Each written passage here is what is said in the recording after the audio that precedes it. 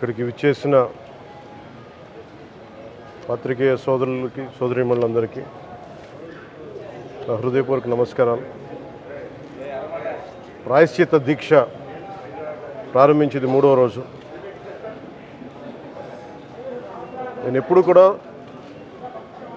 చాలా చిన్న వయసు నుంచి సనాతన ధర్మాన్ని పాటించేవాడిని. మా ఇష్టదైవం ఆంజనేయ స్వామికి ఎప్పుడు రామభక్తులం. మేము ఎప్పుడు భక్తి, ఆధ్యాత్మికత ఇవన్నీ కూడా ఇంట్లో ఇది మా స్వవిషయం అని చెప్పి ఎప్పుడు దీన్ని లోపలే పెట్టుకుంటాం తప్ప, లేదంటే అవసరమైన సమయాల్లో, పూజా సమయాల్లో, పండగల సమయాల్లో చెప్పుకుంటాం తప్ప దీనిని ఈ రకంగా చెప్పుకునే పరిస్థితిని ఎప్పుడు మేము అలవాట్లేదు. ఈ సగటు హిందువులో ఉన్న విధానం ఇది. ఎందుకంటే ఈ దేశంలో ఉన్న సగటు హిందువుకి ఎప్పుడు భయం ఉండదు. సగటు హిందువుకి ఏ రోజు కూడా ఇంకొక మతం మీద కానీ ఇంకో వ్యక్తి మీద కానీ ద్వేషం ఉండదు. విజయనగర సామ్రాజ్యం నుంచి అరబిక్ వ్యాపారులు ఇక్కడ గుర్రాలని అమ్ముకోవడానికి వచ్చి, విజయనగరం మహారాజుల గొప్పతనం ఏంటంటే సనాతన ధర్మాన్ని పాటించే వాళ్ళు గొప్పతనమైన వాళ్ళు వచ్చి అడిగింది ఏంటంటే, మాకు ప్రార్థించుకోవడానికి మాకు మస్జిద్ లేదు అంటే ఆయన కోట ప్రాంగణంలో మస్జిద్ కట్టించారు.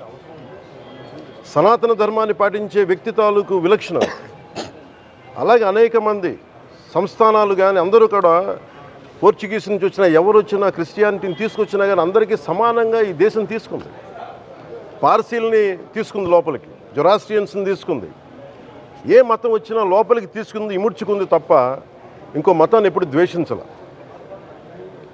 కానీ ఈరోజు నేను మాట్లాడుతుంది ఈ ప్రాయశ్చితం దేనికి, మా దీక్ష అనుకుని నేను ఎప్పుడు, మీ అందరికీ తెలుసు 5 సంవత్సరాల వైసీపీ పాలనలో ఇదే దేవాలయంలో కనకదుర్గ అమ్మవారి రథం తాలూకు మన సింహాలు మాయమైనవి, కొన్ని ఇబ్బందులు, తప్పులు జరిగినాయి అంటే ఒక్కొక్కరు ఎలా మాట్లాడారు వైసీపీ నాయకులు. వాళ్ళెవరు ముస్లిమ్స్ కాదు, హిందూస్ కాదు, వాళ్ళెవరు ముస్లిమ్స్ కాదు, క్రిస్టియన్స్ కాదు, హిందువులే అందరూ. పొద్దున్న లేస్తే తాళ్ళు కట్టుకునేవాళ్ళు, బొట్లు పెట్టుకునేవాళ్ళే. కానీ ఒక తప్పు జరిగింది, ఒక అపవిత్రం జరిగింది అంటే పదవులు అనుభవిస్తూ ఉన్నవాళ్ళు, పొద్దున లేస్తే గుళ్ళకి వెళ్ళేవాళ్ళు, వీళ్ళు అపహాస్యం చేస్తూ ఉన్నారు, వీళ్ళు వెటకారం చేస్తూ ఉన్నారు. ఈ ఎంటైర్ ఈ విషయంలో వాళ్ళు మతం పుచ్చుకున్నారా లేదా నాకు అన్నీ తెలియదు. వైవి సుబ్బారెడ్డి గారు ఉన్నారు, భూమన కరుణాకర్ రెడ్డి గారు ఉన్నారు, వారి కుటుంబ సభ్యులు ఉన్నారు.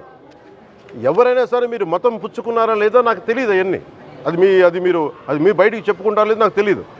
నేను అది కూడా మాట్లాడట్లా. కానీ మీరు బాధ్యత తీసుకున్నారు. మీరు హైందవ ధర్మాన్ని కాపాడుతానని మీరు బాధ్యత తీసుకున్నప్పుడు కాపాడాల్సిన అవసరం మీ మీద ఉంది. బోర్డుని మీరు స్థాపించారు, మేము స్థాపించాల. తప్పులు జరిగినాయి. తప్పులు జరిగితే వైఎస్ జగన్ గారు ఏం చెప్పాలి? ఒకవేళ నాకు తెలియకుండా మేము ఆయన బ్లేమ్ చేయట్లా. కానీ మీ ఆధ్వర్యంలో జరిగింది, మీరు కాన్స్టిట్యూట్ చేసిన బోర్డు వల్ల జరిగిన తప్పిదాలు ఇవి. మేము ఇవి కనుగొన్నాం. ల్యాబ్ టెస్టులు ఇవన్నీ మేము ఆటలాడతామా? ఇవన్నీ వీటితోటి సెంటిమెంట్స్ తోటి మాకు బాధ్యత లేదా? నేను నిజంగా కనుక చాలా బలమైన సనాతన ధర్మాన్ని పాటించేవాడిని. చిన్నప్పటి నుంచి, పొద్దున్న లేచినప్పటి నుంచి రాత్రి పడుకునేదాకా మా ఇంట్లో రామనామం ఉండేది, రామ జపం ఉండేది మా ఇంట్లో. అలాంటి రామభక్తులం మేము. కానీ రామతీర్థం విగ్రహాన్ని, రాముడి విగ్రహాన్ని శిరచ్ఛేదం జరిగినప్పుడు ఒక సగటు సనాతనవాదిగా, సగటు హిందువుగా, సగటు రామభక్తుడిగా బయటకు వచ్చి చాలా గొడవలు చేయగలం సత్తా ఉన్నవాడిని గుర్తుపెట్టుకోండి. ముఖ్యంగా వైసీపీ నాయకులకి, నన్ను విమర్శించే దేశ యావత్తు నన్ను విమర్శించే ప్రతి ఒక్కరికి తెలియజేస్తున్నా, గొడవ పెట్టుకోవాలంటే చాలా బలంగా గొడవ పెట్టుకోవాలి. కానీ నాది పేదవాళ్ళ కష్టాలు, క్రిమినలైజేషన్ ఆఫ్ పాలిటిక్స్, వీటి మీద మేము మాట్లాడతాం, వీటి మీద తప్పించాం. ప్రజలు బాగుండాలి, కాన్స్టిట్యూషన్ వాల్యూస్ని అప్హోల్డ్ చేయాలి, రాజ్యాంగం బాగుండాలి, వీటి కోసం తపన పడేవాళ్ళం. కానీ సెక్యులరిజం పేరు మీద, secularism is not one way, it's 2 way. Secularism అంటే కూర్చోబెట్టి ఒక్క సైడ్ నుంచి వచ్చేది కాదు, అన్ని సైడ్ నుంచి రావాలి. ఇది చాలా ఆవేదన కలిగిస్తుంది. కొన్ని దశాబ్దాలుగా చూస్తున్నారు ప్రతి హిందువు.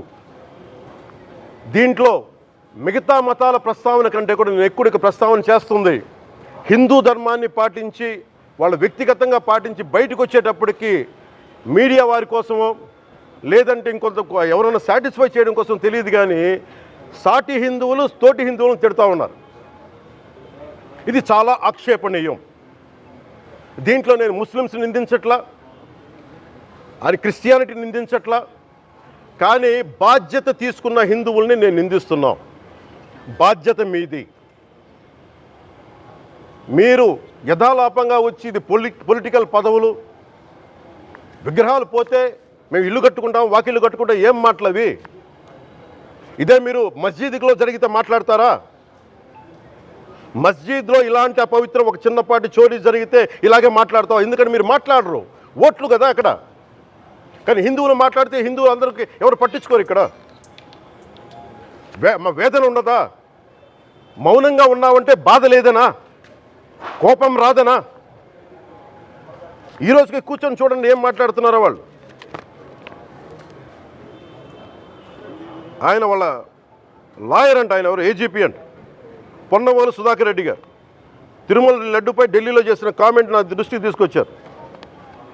ఇలాంటి సెన్సిటివ్ సమయాల్లో ఎయిదర్ మౌనం మంచిది, మౌనం దాటి పొగరుగా మాట్లాడటం, నన్ను పచ్చి బూతులు తిట్టినా, నన్ను వక్రీకరించినా, నన్ను రోడ్డు మీదకి లాగిన నేను ఎప్పుడు మౌనంగానే ఉన్నా. కానీ వైసీపీని నాయకులు విమర్శించే నాయకులు ప్రత్యేకంగా చెప్తున్నాం, సనాతన ధర్మాన్ని జోలికి రాకండి. తప్పు జరిగితే తప్పు జరిగిందని ఒప్పుకోండి, లేదా మాకు సంబంధం లేదని చెప్పండి. అంతేగాని మళ్ళీ అడ్డగోలుగా మాట్లాడితే ఎవ్వరం క్షమించం. ఇక్కడ మీరు కూడా హిందువులే. పొన్నవోలు సుధాకర్ రెడ్డి గారు మీరు హిందువులే. నోటికొచ్చినట్టు మాట్లాడకండి. తమాషాలుగా ఉందా మీకు? సరదాలుగా ఉన్నాయా? మొన్నటికి మొన్న ప్రకాష్ రాజ్ గారు మాట్లాడారు నా మీద. అరే నేను మాట్లాడుతుంది ఒక హిందువులు అపవిత్రం గురించి మాట్లాడుతున్నాను. ఇందులో ప్రకాష్ రాజ్ గారికి సంబంధం ఏంటి? ఇందులో నేను ఇంకొక మతాన్ని నిందించానా? ఇస్లాంని నిందించానా? క్రిస్టియానిటీని నిందించానా? అపవిత్రం జరిగింది, ఇలా జరగకూడదు, ఫుడ్ అడల్ట్రేషన్ జరిగిందని మాట్లాడుతుంటే దీన్ని గోల చేయకూడదంట. అంటే తప్పు జరిగినప్పుడు మాట్లాడకూడదా? ఒక అపవిత్రం జరిగితే మాట్లాడకూడదా? దేవతా విగ్రహాలను శిరచ్ఛేదం చేస్తే మాట్లాడకూడదా? ఏం ఏం పిచ్చి పట్టింది ఒక్కొక్కళ్ళకి? ఎవరి కోసం మాట్లాడుతున్నారు మీరు? ప్రకాష్ రాజ్ కూడా చెప్తా ఉన్నాను, నాకు మీరంటే గౌరవం. I have extreme respect for you. కానీ when it comes to secularism, Prakash Raj garu, it is a two-way, not one-way. I have extreme respect for you. You know that. Mere secularism is always two-way, it is not one-way. హిందువుల మీద దాడి జరిగినప్పుడల్లా వచ్చి మాట్లాడటం తప్ప, అన్య మతాల మీద జరిగితే నేను కూర్చొని ఇంతమంది కౌలు రైతులకు ఇచ్చాను, ఎంతమంది ముస్లిం ఇస్లాం రైతాంగానికి ఇచ్చాను నేను. ఇదే ఎన్ని మద్రాసాలకి డబ్బులు ఇచ్చాను నేను, 25 లక్షలు 30 లక్షలు ఇచ్చాను, నేను ఇచ్చినవాడిని. నేను నాకు అన్యమతం ఇస్లాం మీద గౌరవం ఉన్నవాడిని, క్రిస్టియానిటీ మీద గౌరవం ఉన్నవాడిని, చిన్నప్పటి నుంచి కూర్చొని మిషనరీ స్కూల్లో చదువుకున్నవాడిని.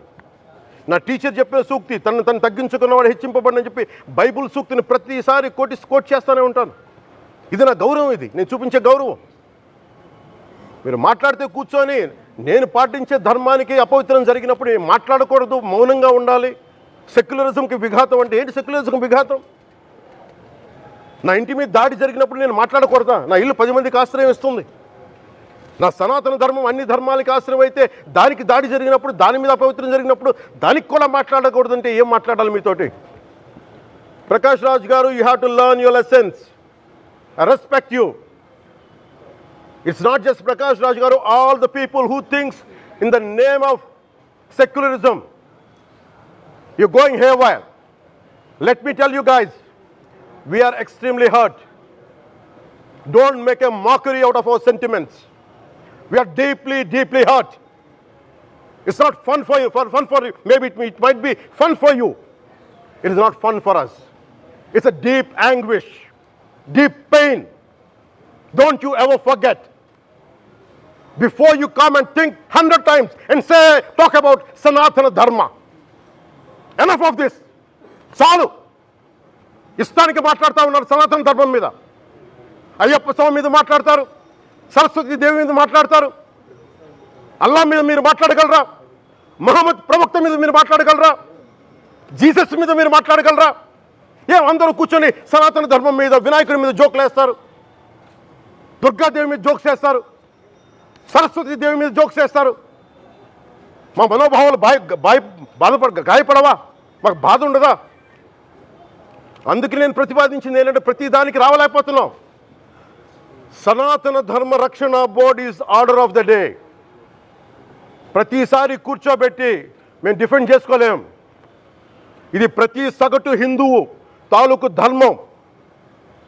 ఇదే ఇస్లాం మీద దాడి జరిగితే ఎంతమంది బయటకు వస్తారు, ఎంతమంది నిరసన తెలియజేస్తారు, రోడ్ల మీదకి రమ్మని చెప్పట్ల. కనీసం మీకు కోపం కూడా రాకపోతే మేము ఏం చేస్తాం? గుడికి వెళ్ళే ప్రతి హిందువు బాధ్యత కాదా ఇది? నా ఒక్కరి బాధ్యతైనా, మా బాధ్యతైనా మీది కాదా? ధర్మాన్ని మీరు పరిరక్షించడానికి మీ బాధ్యత కాదా? ఈయన పొన్నవోలు సుధాకర్ రెడ్డి గారు మాట్లాడేది, పంది కొవ్వు చాలా ఖరీదైంది, ఆ కొవ్వు లడ్డు నెయ్యితో ఎలా కలుపుతారు? నెయ్యి 300 రూపాయలు ఉంటే పంది కొవ్వు 1200 రూపాయలు. బంగారంతో రాగి కలుపుతారా? ఇత్తడిలో పుత్తడి కలపరు. చెంబు తయారులో ఎవరైనా బంగారం కలుపుతారా? మదం ఎక్కిన మాటలు పొన్నవోలు సుధాకర్ రెడ్డి గారు. మదం ఎక్కి వస్తే ఇట్లాంటి మాటలే వస్తాయి. మీరు నా మీద కోర్టులో కేసులు వేసుకుంటారో ఏమి చేసుకుంటారో చెప్తే మీరు ఏజీపీలు కదా, మీ దగ్గర వేల కోట్ల డబ్బులు ఉన్నాయి కదా, వేసుకోండి కోర్టులో, చెప్పండి. సనాతన ధర్మానికి నోటికొచ్చినట్టు మాట్లాడితే మిమ్మల్ని అందరినీ రోడ్ల మీదకి లాగుతాం, గుర్తుపెట్టుకోండి. తప్పు జరిగింది, ప్రాయశ్చిత్తం చేసుకోండి, లేదంటే మౌనంగా మాట్లాడకుండా ఉండండి అంతే. మా మనోభావాలు ఇంకా రెచ్చగొట్టేలా మాట్లాడొద్దు. భూమన కరుణాకర్ రెడ్డి గారు మాట్లాడతాను నేను వెళ్ళి హై డ్రామా, రాజకీయ మనసు ఉన్న వాళ్ళు అత్యంత దారుణంగా ప్రవర్తిస్తున్నారండి. లడ్డు కలుషితమైంది అంటున్నారు. కల్తీ నెయ్యితో తప్పు చేసి ఉంటే సర్వనాశనం అయిపోతాం, రక్తం కక్కుని చచ్చిపోతాం. మీ నాశనం మొదలైంది. రెండోది అది భగవంతుడికి వదిలేస్తున్నాను. వైవి సుబ్బారెడ్డి గారు విచారణకి రావాలంటే రికార్డులు ఆయనకి ఇవ్వాలంట. మీరు ప్రభుత్వంలో రికార్డులు మాకు ఇచ్చారా? మాకు ఏం మాట్లాడుతున్నారు మీరు? మీరు కూడా విచారణకి సిద్ధంగా అండి. అసలు ఈవో ధర్మారెడ్డి గారు, ఆ మనిషి గాయబ్, ఈరోజు దాకా లేడు ఆయన.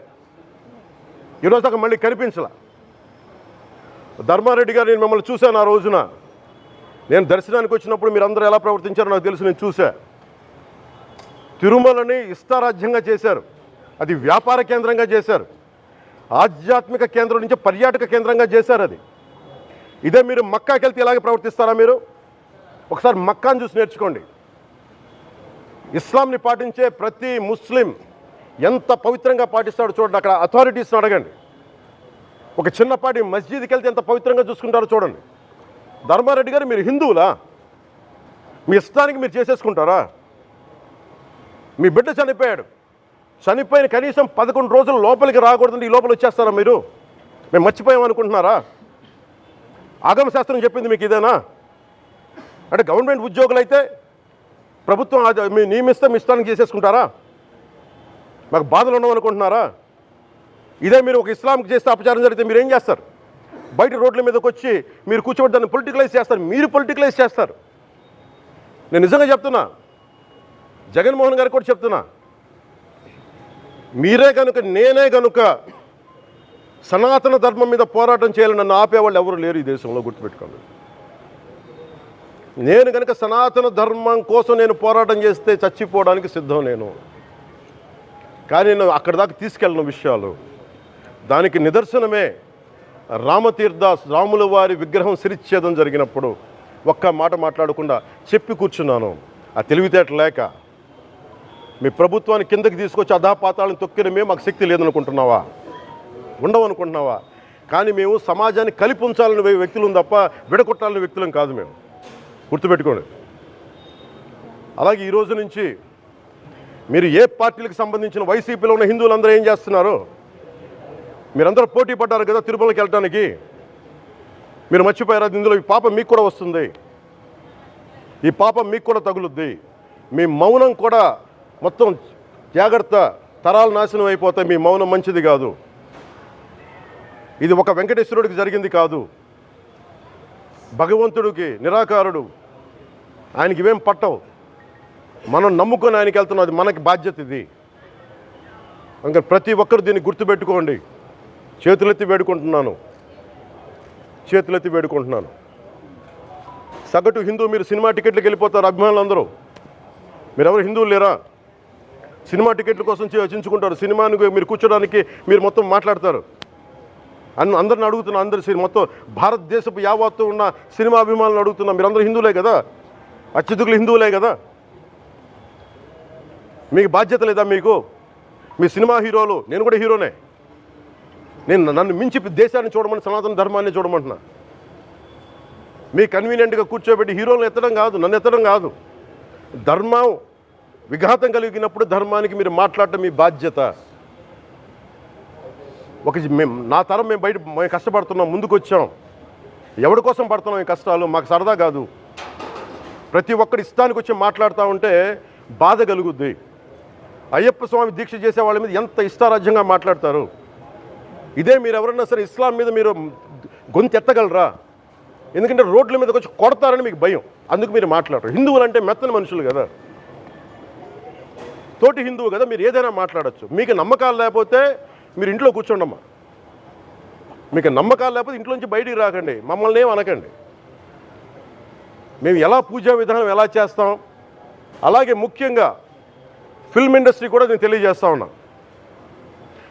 దీని మీద మీరు మాట్లాడితే మద్దతుగా మాట్లాడండి, లేదంటే మౌనంగా కూర్చోండి. అంతేగాని మీ మాధ్యమాల ద్వారా అపహాస్యం చేస్తే మటుకు ప్రజలు మిమ్మల్ని ఎవరు క్షమించరు. ఎందుకంటే చాలా డీప్ పెయిన్ ఇది. మీరు లడ్డు మీద జోక్లు వేస్తున్నారు. నేను ఒక సినిమా ఫంక్షన్లో కూడా చూశాను. Laddu is a sensitive issue అని. Don't you ever say that. Don't you ever dare to say that, please. I respect you as actors, but when it comes to Sanatana Dharma, please, you have to think 100 times before you saying a word. One comment. Thank you.